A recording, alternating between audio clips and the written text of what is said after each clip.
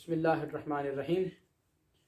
अन अब्दुल्लाह इब्न उमर रज़ियल्लाहु तआला अन्हु क़ाल क़ाल रसूलुल्लाह सल्लल्लाहु अलैहि वसल्लम अल मुस्लिम मन सलिम अल मुस्लिमून मिन लिसानिही व यदिही। कि आका अलैहिस्सलाम ने फरमाया कि मुसलमान वो है जिसके हाथ से और ज़बान से दूसरे मुसलमान महफूज रहें।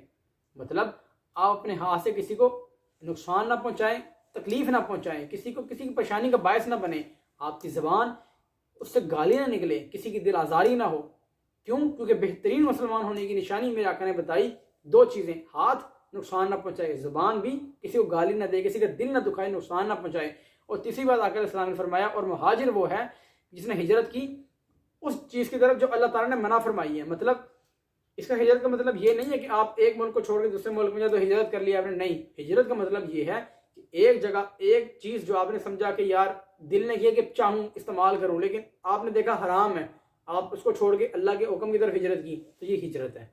अल्लाह ताला हमें हदीस मुबारक पे अमल करने की तौफीक अता फरमाए। आखिर